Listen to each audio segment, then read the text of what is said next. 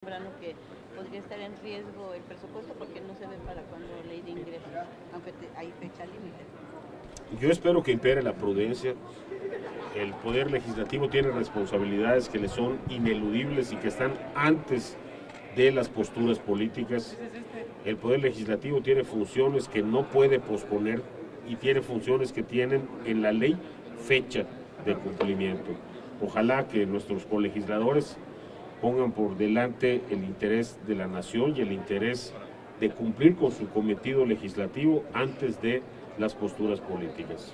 El tema del fiscal Nieto no es un tema que tenga plazo, ni es un tema que tenga, bueno, sí tiene plazo, pero yo creo que en todo caso no es más importante que una ley de ingresos y un presupuesto, que sí mandan un mensaje a los mercados. ¿No es mandar también un mensaje al periodo electoral? Obviamente ya todas estas lógicas, todas estas actitudes tienen una lógica electoral. No hay otra razón, es evidentemente una postura electoral. Nieto tiene que responder de acuerdo a la responsabilidad que tenía y si la cumplía o no. Eso es todo lo que tienen que ver los senadores y finalmente tienen que votar, pero paralizar las sesiones, negarse a dar el quórum, son actitudes francamente casi golpistas que atentan contra las instituciones. Ya lo vivimos aquí en la Cámara de Diputados y el resultado de verdad no ha sido bueno, no fue bueno para nadie. Y secuestrar a las instituciones a cambio de una postura política, francamente, me parece que es hacer retroceder a la democracia mexicana. ¿Se están equivocando por es un camino equivocado para defender una posición política o una postura política. Yo estaría más enfocado, creo que los llamaría a enfocarse más en el nombramiento del próximo titular de la FEPADE. Ahí es donde debe estar la exigencia centrada y en cumplir con el trabajo legislativo. Secuestrar la ley de ingresos o secuestrar una Cámara para manifestar su oposición a una decisión administrativa, me parece a mí que es una exageración. Oiga, diputado, sobre todo estos mensajes que se dan a los mercados internacionales, ¿no? De que se está... Es un riesgo sin lugar a dudas.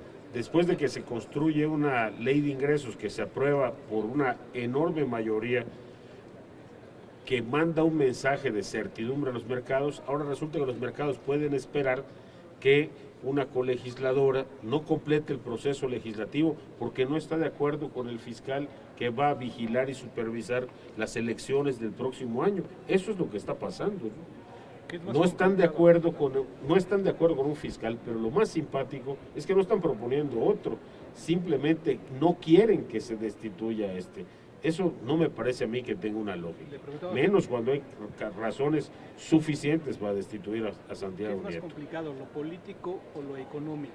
Siempre es más complicado lo político porque desafortunadamente responde a intereses que no son cuantificables, que no son medibles y que muchas veces tienen más raíz en intereses personales, en deseos personales, en aspiraciones personales, que en algo que pueda ser tangible, medible, como es el caso de lo económico.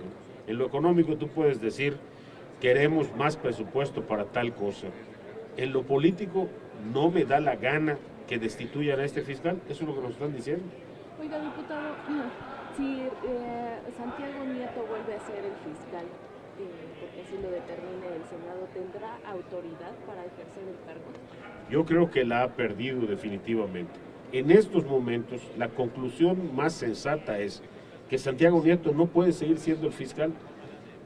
Bastaría con que una sola de las fuerzas políticas tuviera razones fundadas para desconfiar de él y comprobadas para desconfiar de él, como para que ya no siguiera siendo el fiscal. Una sola de las fuerzas políticas que pudiera comprobarlo. Y en este caso hay muchos casos donde twitters de Santiago Nieto, frases de Santiago Nieto, declaraciones de Santiago Nieto pusieron en peligro la seriedad y la responsabilidad del trabajo que hace la Fiscalía. Y finalmente, si vemos el número de consignaciones que ha cumplimentado, vemos que además ha sido un trabajo pobrísimo. Eso sí, rico en declaraciones, rico en especulaciones, pero ¿y los resultados? Oiga, diputado, ayer la Secretaría de la Función Pública decía que se va a seguir investigando el caso de Odebrecht las instancias que tienen que ver en esto tienen que dar todo el apoyo para que se sancione o se llegue hasta el último.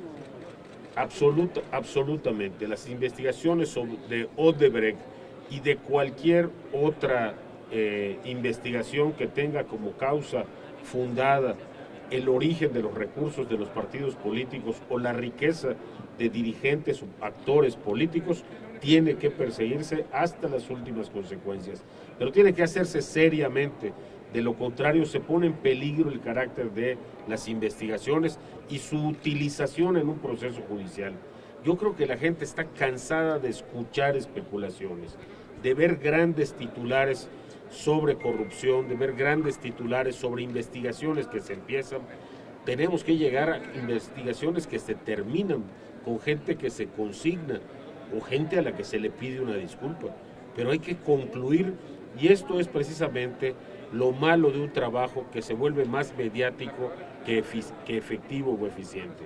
Pero en todo caso, hoy la clase política en su conjunto debe comprometerse a que las investigaciones sobre Odebrecht, sobre la transparencia de los recursos de los partidos, sobre la honradez con que se conducen los dirigentes de los partidos, deben de concluirse. No pueden quedar simplemente en titulares y después no ha pasado nada. Eso no abona la confianza. Habría que pedirle disculpas a Emilio Lozoya, por ejemplo, si no es responsable de...